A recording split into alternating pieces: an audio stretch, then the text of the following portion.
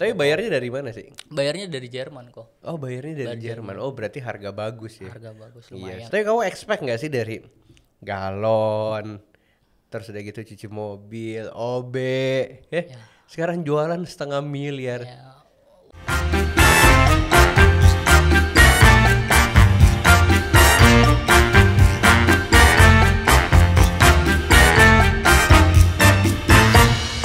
Halo guys, welcome back to my channel bareng gue Juli Ekspor. Dan sekarang podcastnya kembali lagi gue bikin. Dan hari ini tuh kedatangan tamu yang keren banget. Mungkin teman-teman udah tahu karena gue posting di Instagram dan viral di TikTok. Luar biasa saudara-saudara. Dan sekarang gue perkenalkan orangnya. Boleh dong perkenalkan siapa namanya? halo kok, selamat sore.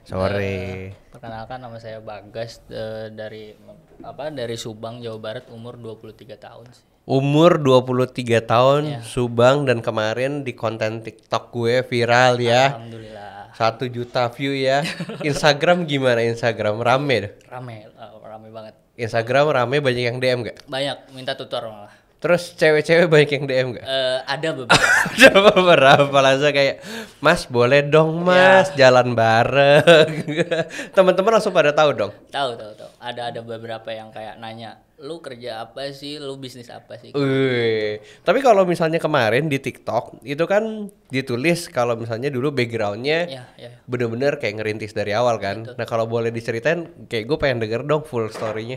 Sebenarnya dulu tuh waktu lulus sekolah itu kan berhenti dulu nih kok, nganggur dulu nih setahun gitu. Nah cuman berhubung karena saya ini jauh dari orang tua, di rumah tuh tinggal berdua doang. Jadi gitu. Asli Subang kan? Asli Subang. Tinggal di rumah tuh cuman berdua doang sama kakak gitu loh. Jadi mau nggak mau dulu tuh nyari susah kerja, berpikir gimana caranya bisa survive gitu loh. Itu kuliah nggak tapi kamu? Enggak Lulusan SMA? SMA gitu. Oke, terus? Jadi gimana caranya bisa survive di umur segitu, nyari kerja udah susah, gimana caranya? Ya mau nggak mau jadi kerja apa aja gitu loh. Serabutan aja. Ya.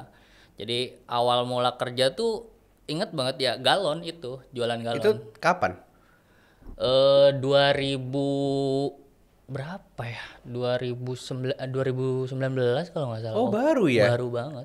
Oh, baru banget. Baru banget. Jadi itu waktu pertama kali kayak akhirnya memilih pekerjaan antar galon nih? Antar galon. Itu tuh dari mana sih tawaran kerjanya? Dari orang situnya, kamu mau kerja nggak katanya? Kerja apa? Nganterin galon. Ya udah ayo kata saya tuh. Itu berapa kalau boleh tahu dapatnya? Sehari 20.000. Sehari 20.000. Berapa galon yang diantar? Ya tergantung rumah, yang permintaan rumah sih. Oh jadi kamu bawa motor yang di belakangnya tuh ada ini ya? Iya, ada 5 galon. Jadi dimodif gitu loh kok. Gitu. Iya. Terus kamu yang naikin galon sendiri, terus naikin galon. tuker galon kosong. Iya, betul gitu. Tapi itu galon isi ulang apa? Galon isi ulang. Oh, gitu. tapi kamu yang ngisiin galon isi ulang ya? Iya, ngisi, kita yang bersihin dulu. Ya kan kalau dulu kan aku pernah bikin kayak papa bikin apa? Ada sikatnya gitu dimasukin. Ya, masukin dulu galonnya, dibersihin dulu, baru itu dicuci dulu, terus diisi air. Yang dia buka ini ya, yang buka etalase dimasukin, ditutup terus dicetak gitu ya. Itu dulu kayak gitu kerjanya. Cuman nggak bertahan lama sebenarnya. Itu gitu. Berapa lama? Cuman kurang lebih setahun kurang lah. Lama lah jualan galon kurang, gitu. Ngantar galon setahun mah. Tapi di sisi itu ada sampingan cuci mobil gitu loh. Kayak jadi sebenarnya di rumah itu ada keluarga yang buka cuci mobil. Jadi cuci mobil. Jadi kita ikutan di situ gitu. Kalau nyuci berapa dapat satu mobil? Satu mobil ya kok ya. Satu mobil paling juga 35.000, 40.000 udah paling dapatnya. Ya, dapatnya. Oh, kamu dikasih komisi 30.000? Enggak. Harga mobil. Harga nyuci mobilnya segitu gitu. Terus kamu dapatnya berapa? Paling juga 10.000 sih kok. 10.000 gitu. 10.000 dari bagi hasil kayak gitu loh. Wah, capek ya. Nyuci mobil tuh satu tuh kuakui capek sih. Apalagi kalau misalnya orangnya paling cuma satu, dua. Betul. Jadi kayak bener-bener teman-teman tuh harus tahu itu kerja super capek. Jadi kalau misalnya pagi ngantar galon gitu ya, betul. Sore nyuci. Karena kan rata-rata orang nyuci mobil tuh sore ya. Sore gitu. Jadi itu kerjaan yang kamu lakuin selama setahun lebih. Kurang kalau kayak gitu ya, setahun lebih. Terus setelah itu apa? Setelah itu ada tawaran lagi kerja sebenarnya gitu. Di mana? Di daerah Jawa Barat juga sebenarnya. Bukan di Subang. Bukan, di daerah Jawa Barat di Indramayu itu. Indramayu tahu. Jadi ditawarin, kamu mau kerja nggak? Kerja apa kata saya tuh? Kerja jadi OB. Ayo kata saya tuh. OB di mana? OB di rumah sakit. Oh, OB di rumah Ya, sakit. OB di rumah sakit. Itu saya masuk yayasan dulu karena nggak sembarangan masuk juga kan, kok itu ada seleksinya kan. Gitu. OB itu kan sekarang udah ada kayak agensinya Iya, ya. agensinya ada gitu. Jadi saya masuk yayasan dulu, dimasukin sama dia. Itu berapa lama di sana? Setahun setengah. Oh, Setahun setengah. itu kerja OB sih kerja capek ya, shift malam, shift pagi. Ya menurut Bagas sih kalau kerja nggak ada yang capek sih kok. Bener nggak sih? Nggak ada yang nggak capek. Iya, nggak ada yang nggak capek itu. Semua kerja pasti capek. Ya, menurut memang Bagas sih. gitu. Bener sih. Cuman balik lagi karena jauh dari orang tua, gimana caranya bisa survive di umur segitu gitu dan nggak mau ngebebanin orang tua juga. Jadi mau nggak mau ya harus seperti itu gitu loh. Keren. Ya. Tapi hari itu ini nggak sih apa namanya kayak teman-teman kan kamu lihat ada yang hidupnya Ya, betul. naik. Perasaan tuh gimana sih di saat kamu lagi ngerintis Ya, dari betul, nol ya? betul. Terus lihat teman-teman kok hidup enak. Apa yang kamu rasain waktu kamu tuh lagi berjuang kayak gitu?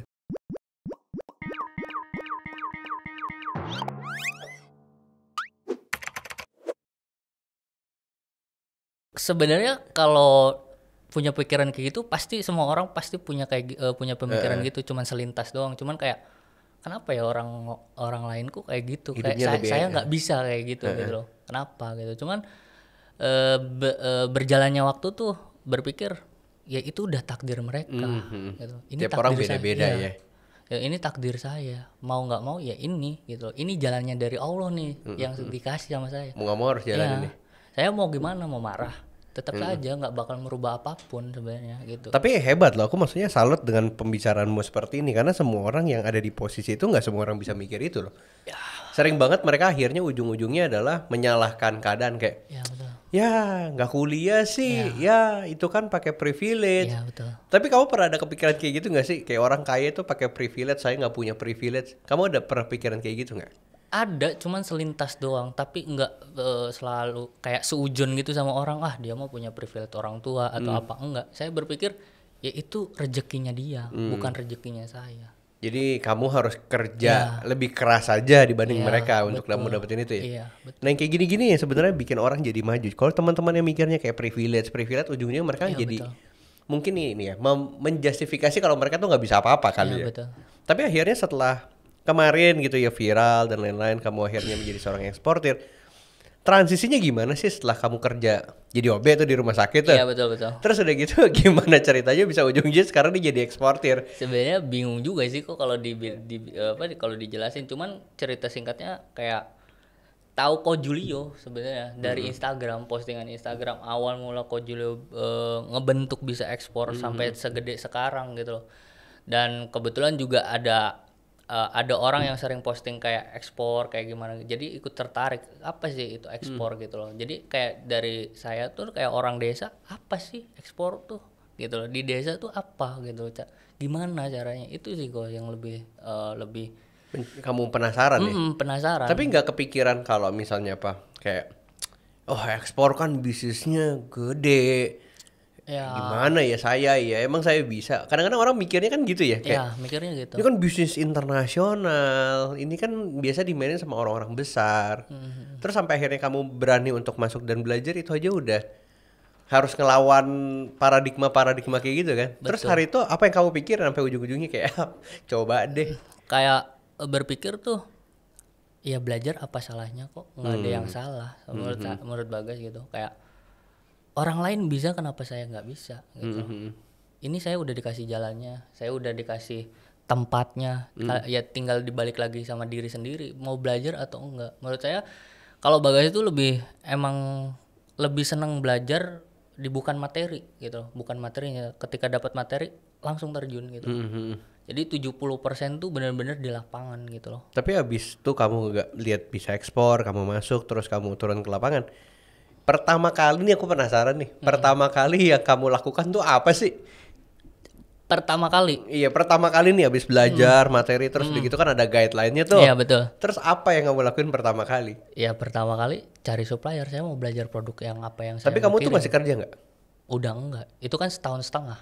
Oh, ini terakhir berarti kerja Ya, jadi OB terus akhirnya setelah 2 bulan berhenti, pulang ke rumah ke gitu. Subang. Ke Subang, pulang ke rumah ke Subang. Ya itu lihat postingan Kojilo, terus barulah nyari tahu tentang bisa ekspor apa, segala macam bla bla bla segala macam. Dan akhirnya selama 2 bulan ke depan saya harus ngumpulin uang dulu nih untuk masuk, untuk belajarnya, untuk join ke bisa ekspor. Setelah 2 bulan masuk dan belajar berapa ya, 3 bulan 4 bulan 4 bulan belajar dan Turun ke lapangan. turun ke lapangan gitu. Pertama kali yang kamu lakuin apa? Cari supplier. Cari supplier. Target supplier saya apa yang saya mau jual. Oke. Jadi saya cari suppliernya nih. Di Subang. Iya. Nanas. Nanas. Iya kan? Dulu nanas. Karena di Subang nanas kan. Nanas. Setelah nanas tuh mangga. Nah di nanas tuh nggak ada kan supplier yang Karena petani kan? petani kan. Kesusahan. Kesusahan. Gitu. Kesusahan. Gimana caranya ini gitu loh. Untuk bisa tembus ekspor nih gimana caranya, walaupun saya punya materinya tapi kan tidak ada bimbingan nih kok di lapangan gitu, bingung juga kan. Jadilah pindah ke mangga pun sama nggak ada, jadilah terjun ke briket gitu. Nah, tadi aku dengar-dengar mungkin sebelum podcast ini, akhirnya yang kamu temui itu di aplikasi produk ekspor. Betul di produk ekspor. Jadi akhirnya kan kemarin aku sempat launching tuh kayak ini ada aplikasi produk Iya, ekspor, terus kamu kamu download. Masuk karena kan itu udah otomatis masuk kan kok. Iya. Udah otomatis masuk di situ, semua barang dari Indonesia semua ada. Betul, supplier-suppliernya kan Supplier udah dari di-listin Indonesia kan. itu udah terpilih atau terseleksi Betul. lah gitu di situ. Jadi belajar sampai A sampai Z gitu tentang produk-produk apa di Indonesia yang bisa kita Iya. ekspor. Nah, kebetulan saya mau belajar briket, di situ ada supplier briketnya gitu. Iya, ini ada suppliernya nih sebenarnya di belakang kamera. Tapi akhirnya sekarang jadi partner ya. Partner. Iya, jangan jadi supplier dong. Tapi kalau misalnya kayak gitu akhirnya pas kamu belajar dan akhirnya kamu masuk ke produk ekspor, itu kan tinggal di share-share doang. Tinggal di share-share doang. Kan harus nge-share ke buyer yang kamu harus dapat dulu nomor Betul, WhatsApp-nya kan? betul. Dapat nomor WhatsApp buyer dari mana? Email. Email. Emailnya dari mana? Email ya kita promosi, kayak kita ngirim setiap kadang-kadang di base ekspor kan ada list buyer tuh. Iya, kamu emailin. Email satu-satu, walaupun harus ada sadar diri bahwa di situ tidak saya saja yang masuk join di bisa ekspor gitu. Jadi saya tidak berharap ke email ke sana dulu gitu. Jadi kayak di luar kita cari link gitu dari sosial media, Facebook, Instagram, LinkedIn banyak banget di sosial media sekarang yang bisa kita pakai untuk mencari buyer. Betul. Gitu loh. Karena buyer itu dari mana aja kan? Iya, mereka nggak kemana-mana kok sebenarnya. Di situ-situ aja iya, kan? Sebenarnya nggak kemana-mana. Dan mereka tuh kayak kita ya, main sosial medianya tuh banyak, nggak satu kan? Nggak satu gitu. Karena mereka udah di bidangnya sebelum kita terjun gitu. Jadi mereka pasti tahu updatean di Indonesia seperti apa. Karena mereka kan banyaknya cari produk di Indonesia gitu loh. Benar. Gitu. Jadi kita manfaatin sosial media lebih terus baik lagi. Kamu email, kamu dapetin nomor WhatsApp-nya, terus di produk ekspor kan tinggal bagikan tuh. Betul. Terus begitu berarti tektokannya di WhatsApp. Ini saya ada supplier briket yang kamu cari kata saya tuh. Tapi di aplikasi. Kamu tahu tidak aplikasi ini? Saya kasih tahu, saya bawa ke sana ke aplikasi bisa. Tapi kan dia nggak bisa masuk kan? Nggak bisa masuk, cuman tujuannya itu Bagas. Kalau dia masuk kita iya gimana? Betul. Cuman kan secara tidak langsung ngasih tahu nih di sini ada platform yang bisa terpercaya loh di Indonesia gitu loh. Jadi kita nggak harus khawatir tentang produknya seperti apa gitu, kualitasnya seperti apa gitu, kuantitinya seperti apa, kita nggak harus khawatir kan gitu loh. Jadi saya bawa ke buyer ini ada aplikasi dia platform. Download dong berarti? Enggak, saya cuma kasih tahu doang. Kasih videonya aja kok di HP gitu. Nih ada briket segala macam bla bla bla. Mau nggak kamu saya bawa ke sini gitu? Mau. Kata dia oke, mau. Tapi gimana pembayarannya? Dia bingung. Kata saya untuk pembayaran itu nggak harus dipikirin, itu biar urusan saya kata saya. Bener. Jadi saya bawa ke dia, dikasih tahu tentang produknya seperti apa segala macam, ketemulah suppliernya. Jadi terjun langsung ke suppliernya gitu. Oh, kebetulan suppliernya orang Jawa Barat. Orang Jawa Barat juga. Jadi enak tektokannya gitu. Kita datang langsung ke pabriknya, kita belajar juga di situ tentang briket seperti apa gitu. Tapi bayarnya dari mana sih? Bayarnya dari Jerman kok. Oh, bayarnya dari Jerman. Oh, berarti harga bagus ya. Harga bagus lumayan. Iya, semua Jerman, Belanda apa harga bagus. Kemarin tuh 1 kontainer ya? 1 kontainer kok. Berapa nilainya? Berapa ratus juta sih? Waduh. Berapa ya? Kurang lebih setengah M lah. Setengah M Kurang ya? lebih ya. Mengeri. Bayangin dari, tapi kamu expect nggak sih dari galon, terus udah gitu cuci mobil, OB, sekarang jualan setengah miliar. Ya, wah, itu sih jauh dari pemikiran saya sih. Itu kalau misalnya artinya gini ya Bagas ya, Tuhan tuh kalau mau balikin orang ya itu tuh udah kayak begini doang ya. Ya, dia tinggal balikin aja udah paling mudah. Orang dulu ngerintis, mereka punya pemikiran seperti apa, tapi kalau misalnya ternyata memang belum waktunya, mah belum waktunya ya. Belum. Yang penting siap kali ya. Makanya mungkin dengan kamu punya pemikiran ya udahlah belajar aja, ya udahlah maju aja, coba aja nggak ada salahnya. Ternyata memang ini jadi kesempatanmu ya. Gitu, karena balik lagi pada diri sendiri sih. Kalau saya tuh lebih kayak belajar tuh seperti gelas yang diisi air sih kok gitu. Gelas itu kalau diisi air terus makin bertambah gitu dan nggak kurang ya. nggak kurang gitu loh. Terus bertambah sampai udah nggak bisa menakar air tersebut gitu loh. Tapi jadi itu filosofinya sih. Buyer ini jadi ini dong, maksudnya jadi percaya kamu dan ujung-ujungnya jadi pengen order lagi nggak? Alhamdulillah. Woi. Terus sekarang keluarga bilang apa? Orang tuamu bilang apa? Orang tua saya Kan viralnya pasti ke orang tuamu ya kan? betul. Orang tua sih lebih ke kayak kamu apa sih ini katanya. Tapi orang tua tahu nggak kamu tuh waktu itu ngantar-ngantar galon? Tahu. Oh tahu. Tahu. Karena saya tuh selalu bilang sama orang tua gitu. Ya, minta doain gitu ya. Selalu izin. Saya mau kerja ini, saya kesini pun saya minta doa kata saya supaya lancar. Luar gitu. biasa. Terus udah gitu berarti orang tuamu pas tahu itu terus viral terus mereka ngomong apa sih?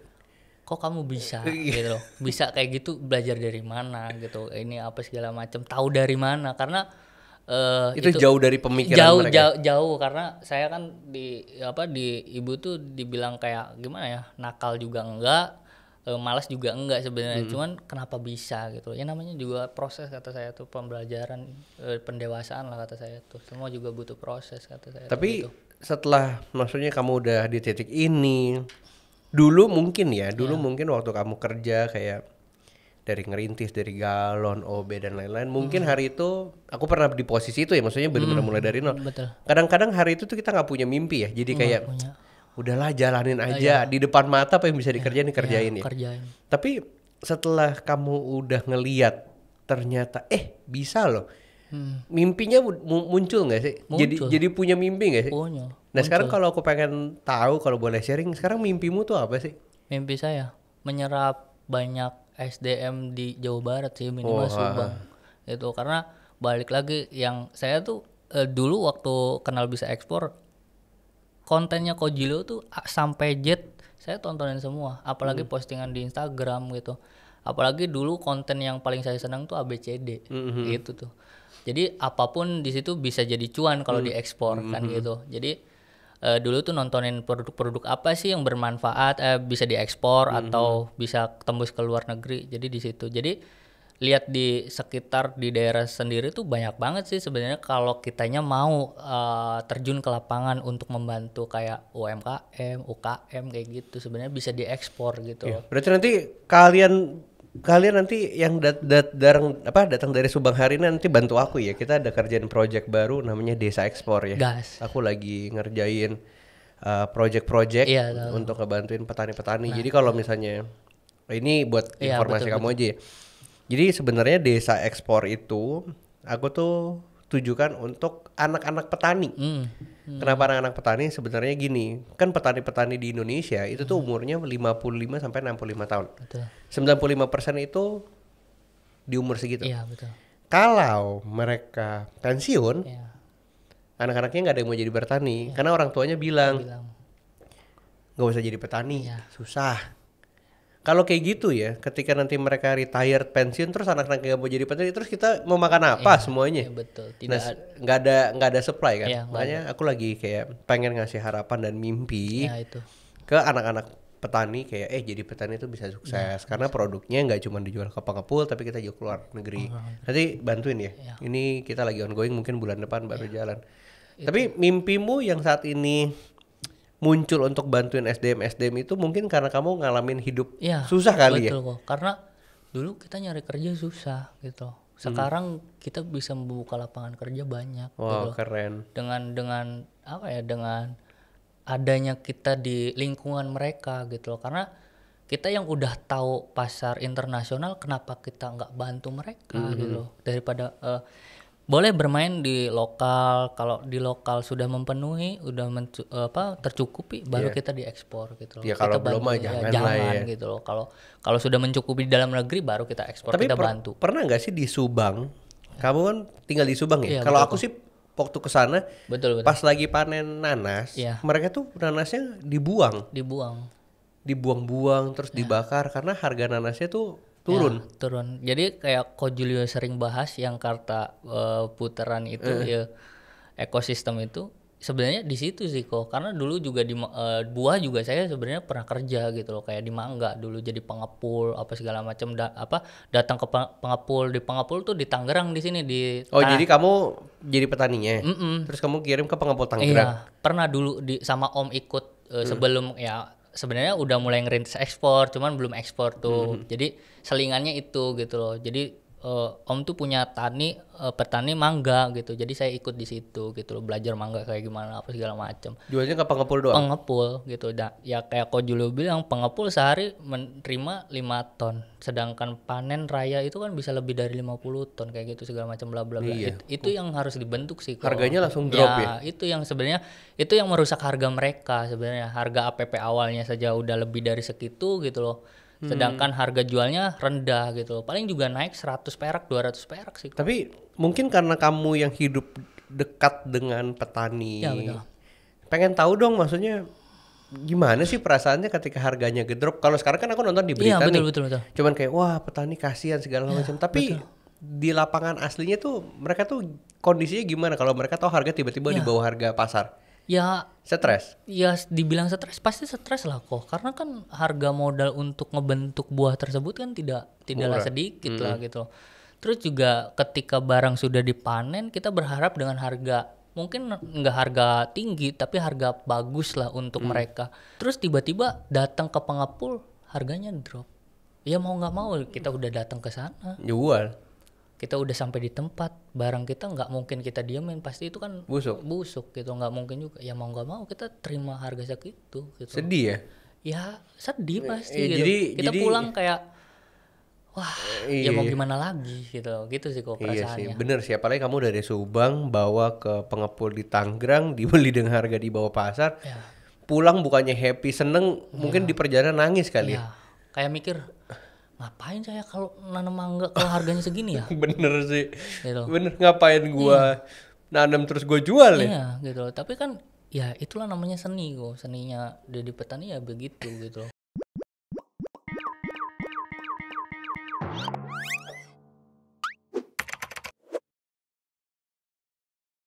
Tapi, nah, cuman berasa nggak sih kejadian ini tuh berulang-ulang? Terus Berpuluh-puluh tahun. bahkan kayak sebelum saya lahir pun udah seperti Sebelum kita lahir pun kondisinya nggak berubah loh sampai hari ini kan. nggak berubah. Nah makanya aku berpikir kayak kenapa sih dengan teknologi, kenapa sih dengan kemajuan zaman, kemajuan bisnis kok mereka nggak berubah? Betul. Berarti kan ada yang salah. Iya. Makanya menurutku harus ada anak-anak muda kayak aku, kamu, teman-teman yang lain untuk speak up Iya. dan untuk bener-bener gerak bahwa ada yang salah nih. Iya betul kok. Karena kalau begini terus, ini akan jadi krisis petani. Iya betul. Petaninya nanti pas pulang nih ya, mereka mungkin ngalamin ini kan gak cuma sekali ya Bagas ya. Pasti kan banyak. Banyak banget. Terus dia ngomong ke anaknya pas di rumah. Aduh, jualan rugi. Rugi. Jangan jadi petani deh. Ya jelas itu. Iya kan? Jelas. Udah sekolah yang bener, kuliah, kerjalah di kota. Iya betul.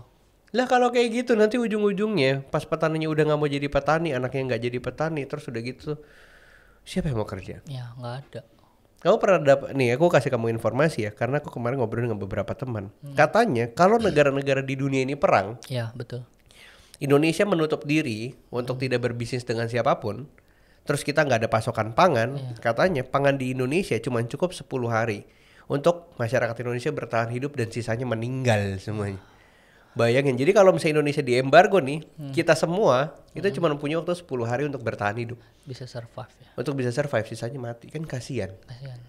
Makanya sekarang mau nggak mau kan kita harus memperbanyak lagi jumlah Itu. petani-petani milenial ya. Kamu mau nggak? Wah jelas gas Oh kok ya, kalau saya gas mah. ya. Gas. Pokoknya apapun yang ibaratnya kalau saya tuh lebih tertarik, yang penting mereka hidupnya terbantu kalau dengan apa yang saya punya gitu. Walaupun saya nggak punya uang, saya nggak punya privilege apapun, setidaknya saya punya dasar nih untuk mereka. Yuk kita bangun desa kita Nah gitu. ini aku sepakat sih. Jadi kayak bantu orang kalau bicara soal uang ya. Iya. Kita mau jadi orang yang paling kaya di dunia juga tetap nggak bisa bantu semua. Tetap Bill Gates aja orang terkaya di dunia nggak bisa bantu seluruh orang di dunia kan. nggak bisa. Tapi dengan kita bikin program, kita bikin ekosistem, bikin sistem yang baik, ya harusnya dengan bukan karena uang ya, Iya betul. tapi karena kerja keras dan pengetahuan kita mereka bisa dibantu ya. Betul, karena dulu tuh saya dapet omongan gitu ya. Kita punya uang berapapun, pasti kalau nggak bisa beli kebahagiaan tuh udah paling susah gitu. Jadi yang ketika kita bisa norong orang gitu, terus kita bisa ngebantu orang, terus melihat mereka Happy. bahagia lah gitu. Wah, minimal. happy banget ya. Happy banget tentang apa yang kita bantu gitu. Itu udah kebahagiaan yang nggak bisa beli sama uang gitu. Kalian mau disodorkan berapapun udah nggak bisa dibeli. Iya kayak contohnya kemarin satu kontainer kamu jalan, berapa banyak ibu-ibu yang kerja kan? Betul. Ya berapa banyak ibu-ibu yang kerja, berapa banyak orang-orang yang akhirnya mereka punya lapangan pekerjaan dan dapat uang. Ya betul. Dan mungkin itu ya yang bikin orang-orang hidupnya malah naik. Ya. Ini aku nggak tahu ya ini bener atau enggak, tapi menurutku sih benar. Ketika orang-orang berbisnis tujuannya adalah untuk memuliakan orang lain, untuk nolong orang lain, untuk bawa hidup orang lain naik. Entah kenapa tiba-tiba Tuhan yang maha luas ini bikin bisnismu naik aja. Amin. Itu sih karena kalau dibilang percaya atau enggak, saya pasti percaya itu. Karena Tapi sorry ya aku potong ya. Tapi penasaran, maksudnya di kondisimu yang sulit, masa sih nggak mikirin uang? Masa sih tujuannya semulia itu? Iya. Kalau mikirin uang, semua orang pasti mau uang kok. Semua orang pasti mau uang. Benar. Tapi balik lagi, bisnis yang berjalan itu nanti uang bakal ngikutin kita. Yang penting di bawah kita ada siapa gitu. Itu yang udah nggak bisa dibeli kok. Berarti waktu pertama kali kamu ekspor pun tujuanmu bukan lagi kayak uang, karena kamu tahu uang mah pasti ada ya. Pasti ada kok. Kita kirim barang udah pasti ada uangnya. Iya dong. Kalau nggak ada untung emang Ya. kita yayasan. Ngapain juga Ngapain kan? Tapi kan yang kita berpikir ada 180 orang di bawah kita yang hidup mereka terbantu gitu. Benar. Ada dapur minimal kebakar, ada sesuatu yang bisa mereka beli, ada tanggung jawab yang bisa mereka terpenuhi gitu loh. Itu menurut saya kalau di bisnis itu udah beban moral sih kok. Bener sih. Jadi mau nggak mau tuh bisnis bukan lagi cari untung ya. Ya, bukan cari untung. Tapi kayak untuk bisa nolong mereka aja ya. Mereka. Kalau untung pasti datang. Gak mungkin bisnis nggak ada untung, pasti semua Bener. untung. Gitu loh. Bener. Tapi Bukan itu yang dikejar. Bukan itu gitu loh. Itu. Tapi nah cuman nggak tahu ya kayak kamu pernah ngalamin gak sih ketika kamu bisnis nih bener-bener bisnis yang pikirnya tuh awal untung, karena pasti ada orang ya kayak aku juga pasti suka mikir beberapa ya selentingan kayak wah ambil nih bisnis nih karena projectnya gede nih. Iya. Sama yang kayak bisnis udah yang penting nolong orang. Kamu pernah ngalamin dua itu nggak? Pernah. Ternyata beda ya. Beda rasa ya. Beda rasa. Kalau bisnis yang mikirin kayak untung Untung. bisa nggak jalan ya? Nggak bisa jalan. Pressure terus yang kita dapat. Iya kayak wah ini omset turun nih. Kita harus gini A B C sampai Z kita lakuin semua. Yang penting dapat uang gitu ya. Yang penting project ini berhasil intinya kan. Tapi kalau bantu orang mau uangnya seberapa kek ya? Nggak, saya nggak mikirin ke situ. Tapi yang penting semakin banyak orang yang aku bantu semakin happy gitu ya. Gitu. Kadang-kadang kalau datang nih kok kalau ngecek ke pabrik atau apa, saya tuh suka ngajak-ngajak ibu-ibu atau apa, ayo bu sini minum gitu kata saya tuh, ayo bu jajan atau apa, karena saya bisa seperti ini karena mereka gitu. Tanpa mereka saya tidak bisa seperti ini gitu loh. Itu yang saya, karena saya pernah di posisi mereka gitu. Iya ibu-ibunya kan kayak masukin briket ke plastik satu gitu ya.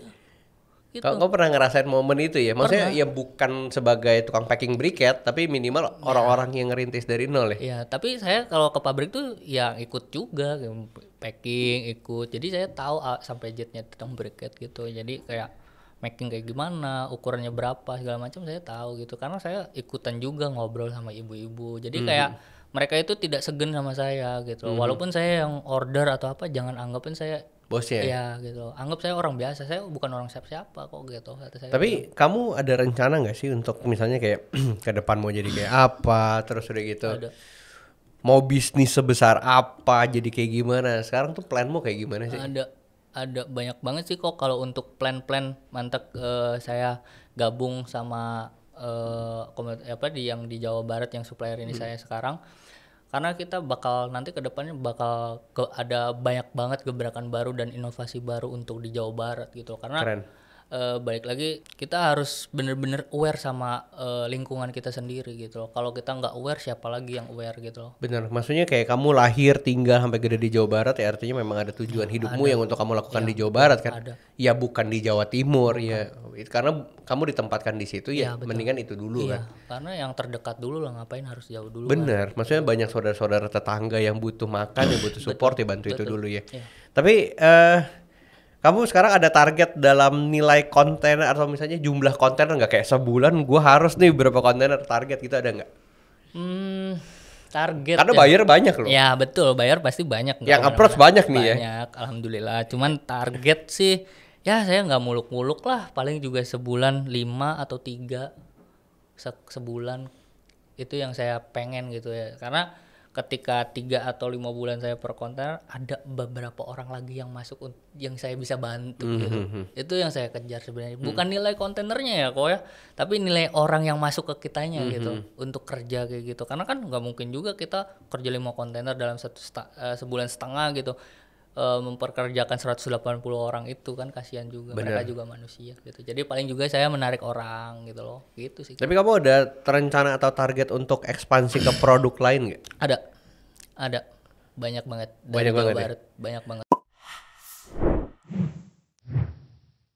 Keren, ini aku udah ngeliat Instagram kalian ini, aduh ngeri ya. Bentar lagi diundang Pak Ridwan Kamil ya sebagai anak muda pelopor ekspor di Jawa Barat. Amin. Ntar ku share video ini ke Pak Ridwan Kamil. Waduh.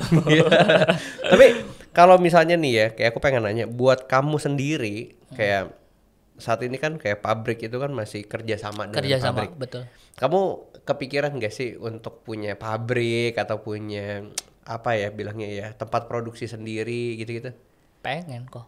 Tapi balik lagi kalau ke saya belum ada power nih untuk ke sana. Jadi saya Tenanglah, masih umur 23. Iya, saya proses dulu, sabar. Nanti juga kalau ada jalannya pasti saya punya kok kayak gitu. Iya sih, tapi maksudnya sebelum ke sana mendingan nanti ya kita ngobrol soal desa ya. Boleh. Itu project yang menarik karena banyak orang yang bilang ini hampir mustahil, tapi buatku nggak apa-apa lah ya, masih hampir ya, artinya masih ada kemungkinan. Mustahil bagi orang yang Pesimis, ya nggak percaya. Kalau aku sih percaya, kamu percaya, jalan-jalan aja kok. Makanya sekarang bener-bener kamu juga harus udah mulai kayak bilangnya apa ya, ngasih awareness ke teman-teman supaya teman-teman bisa lebih melek bahwa ternyata bisnis ekspor yang nggak bisnis ekspor doang, sebenarnya bisnis apapun yang penting adalah bisa nolong orang. Cuman kalau ekspor terlihat direct saja ngebantunya, jumlah kontainer yang dikirim makin banyak, jumlah yang dikerjakan juga makin banyak. Jadi lebih direct dan cepat. Tapi kalau misalnya kamu tinggal di Subang, kayaknya kamu juga harus mulai mencoba melihat potensi nanas ya. Banyak kok, nanas, mangga, saya yang kemarin juga manggis, kojulio, terus jamur kemarin. Kamu ngeliat kan bedanya ngambil sama pabrik dan ngambil sama non pabrik, kayak nanas segala macam. Kamu tuh merasa kesulitannya beda nggak? Beda banget. Kalau di pabrik mereka kan kalau pabrik ini mereka punya alatnya, gitu. Punya alatnya, produksi sendiri semua sudah otomatis gitu. Sedangkan ke petani kan mereka masih manual gitu loh. Terus mungkin kamu negosiasinya sama banyak orang kali? Banyak orang, nggak mungkin satu supplier karena nggak kuantitinya juga nggak mungkin juga kan. Satu petani 200 kilo, 300 kilo. Paling juga mentok-mentok 1 ton, 2 ton, udah gitu-gitu doang. Jadi kita harus ngobrol banyak supplier gitu, kita datangin ke A sampai Z gitu. Ya itu sih plus minusnya ya kalau dari ngambil pabrik atau non pabrik kayak gitu sebenarnya. Cuman kalau saya pribadi mau pabrik mau enggak juga gas pokoknya mah. Iya, karena ujung-ujungnya bisnis ini kan berhubungan dengan orang ya. Iya, betul. Untuk saat ini mungkin, jadi kalau di bisnis tuh ada yang namanya low hanging fruit. Artinya adalah buah di pohon yang paling pendek yang paling yang harus dipetik. Sekarang mungkin yang paling pendek adalah pabrik. Karena mungkin kamu dealnya sama satu orang. Tapi kan nanti ke depannya nggak cuma nama pabrik aja kan. Betul. Gimana caranya kita bisa next level untuk bisa bantuin petani direct. Betul. Nah mungkin kalau misalnya kamu tinggal di Subang, teman-teman di Jawa Barat, kayaknya kita bisa mulai dari Subang kali ya. Bisa, boleh. Karena aku ngeliat potensi nanas. Jadi ada salah satu perusahaan namanya Great Giant Pineapple.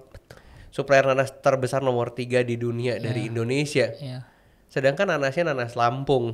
Nanas Subang juga bagus. Makanya sekarang kita kayaknya harus ngembangin hal gitu ya. Harus kok. Tapi untuk sekarang kayak kamu tim berapa? Berapa orang? Sekarang 4 kayaknya. Umurnya di range berapa tuh tim kalian? Paling juga beda 1 tahun doang kok. Ngeri ya anak-anak muda sekarang ya. Aduh. Aku bangga loh. Kayak umur-umur 20, 24 bisa ngelihat bisnis tuh secara luas. Tapi kayak kamu ngelihat teman-temanmu yang kuliah, kan ada teman-temanmu yang kuliah gitu ya. Ada. Terus ngobrol segala macam, terus mereka bilang apa?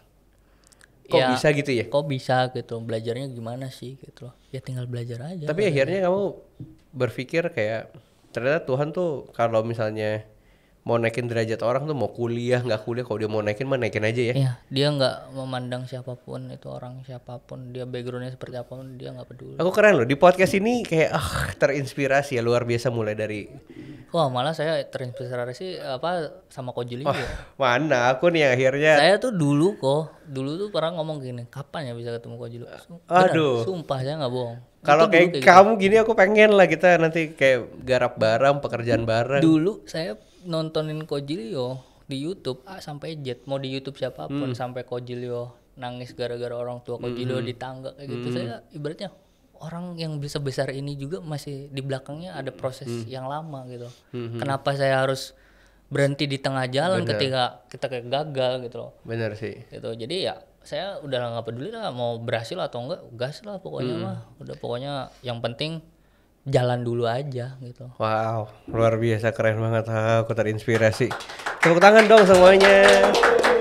Keren ya. Jadi nanti harus ini ya, apa namanya, teman-teman harus tetap kecap sama tim Bisa Ekspor sama aku. Kita akan ngerjain banyak hal bareng. Dan mungkin setelah selesai dari podcast ini kita akan ngomong beberapa hal, mungkin proyek, karena baru kali ini di podcast ini aku ngajakin narasumber untuk kerja bareng karena aku tahu eksklusif banget di podcast ini aku ngajakin narasumber untuk garap pekerjaan bareng karena aku tahu bahwa kalau mau kerja yang benar-benar kita kerja bareng sama aku, yaitu gimana caranya kita bisa bantu orang sebanyak mungkin. Betul. Karena aku juga nggak punya uang yang banyak, kita nggak punya uang yang banyak, tapi intinya dengan pengetahuan dan kemampuan kita bisa bantu orang. Betul. Ntar kita mulai dari Jawa Barat ya, kita gebrak Jawa Barat ya. Boleh. Keren banget. Kamu ada statement terakhir nggak untuk kayak ngasih semangat atau ngasih pandangan baru buat teman-teman yang lagi berjuang? Pandangan baru, statement. Karena kan mereka selalu kayak mungkin di momen-momen mereka lagi berjuang ya. Kan ada aja yang kamu bilang tadi selingan lah. Iya betul. Kok dia punya privilege aku enggak, kok dia bisa aku enggak. Nah itu kan butuh apa ya? Kamu tuh kalau nggak bisa nyemangatin dirimu tuh kamu pasti kegulung dengan pemikiran-pemikiran seperti itu kan. Ya, betul. Nah ada nggak sih kayak statement yang bisa membuat mereka tuh jauh lebih yakin bahwa mereka tuh punya masa depan? Karena nggak semua orang yakin loh mereka punya masa depan. Ya, betul. Nah statement apa sih yang kamu bisa kasih? Kayak pandangan apa yang kamu bisa kasih buat mereka yang nonton? Saya sekarang yang mulai pengen bisnis ekspor, yang mau mengeksplor desa kalian gitu, kayak saya tuh paling juga pesan semua orang mampu kok, nggak ada yang nggak mampu. Walaupun kalian punya uang maupun tidak punya uang, balik lagi kepada diri kalian masing-masing sih gitu loh. Kalian mau berkembang atau tidak gitu loh, kalian mau maju atau tidak gitu loh, kalian mau bermanfaat atau tidak. Bagi saya apapun yang di pikiran kita itu bukan jadi suatu patokan bahwa kita nggak bisa berhasil kok gitu loh. Banyak kok orang yang di luar sana sekarang berhasil yang kalian lihat gitu loh. Kalian ya berpikir saya nggak punya uang, saya nggak punya privilege. Semua orang, saya juga nggak punya privilege, saya nggak punya uang, tapi saya bisa gitu loh. Betul. Itu yang jadi kayak harus ditepis mindset seperti itu. Kalian nggak boleh, bukan nggak boleh masuk, cuman jauhilah mindset kayak gitu loh. Karena kalian punya sekarang sudah terbantu gitu loh. Mungkin 80% kalian udah dibantu sama bisa ekspor, produk ekspor sekarang, apalagi ada logistik ekspor gitu loh. nanti ke depan ada desa ekspor gitu. Itu semua kalian udah terbantu gitu loh. Kalian tinggal pelajarin semuanya, kalian tinggal dalamin lagi di bidang kalian, kayak mau terjun ke briket ya kalian terjunlah ke briket, pelajari briket sampai A sampai Z, sampai kalian udah benar-benar di otak kalian tuh tentang briket gitu loh. Jadi kalau saya sih tetap semangat lah gitu loh untuk yang mau belajar, yang udah belajar pun yang belum berhasil karena Tuhan tuh nggak mandang kalian gitu, mandang kalian seperti apa gitu loh. Yang penting Tuhan tuh tahu proses kalian seperti apa, itu sih kok. Gitu. Keren. Jadi kalau misalnya kalian yang saat ini teman-teman yang nonton berpikir nggak punya privilege, tepislah pemikiran kayak gitu. Ini buktinya di depanku ada orang yang tanpa privilege mulai dari nol. Betul.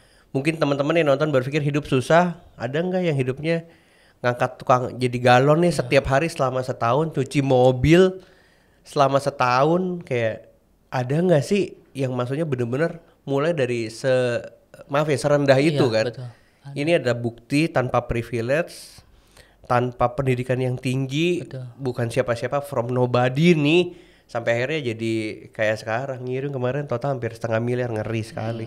Jadi tolong dicamkan ya statement-statement itu ya. Aku berterima kasih banget Bagas sudah datang ke podcastku. Terima kasih kok. Nanti setelah podcast ini kan ngobrol banyak hal dan semoga kita terus bisa diskusi dan catch up sampai semua mimpi kita jadi. Betul.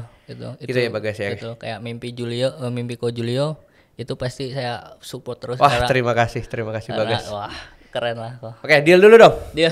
Siap nih, aku eksklusif nih di podcast ini. Terima kasih. Oke, kurang lebih seperti itu di podcast ini. Video ini keren banget, aku termotivasi banyak dari Bagas. Jangan lupa like, comment, dan subscribe dan pantengin video ini. Dan aku mau ngobrol dulu sama Bagas dan tim. See you on the next video. Bye bye.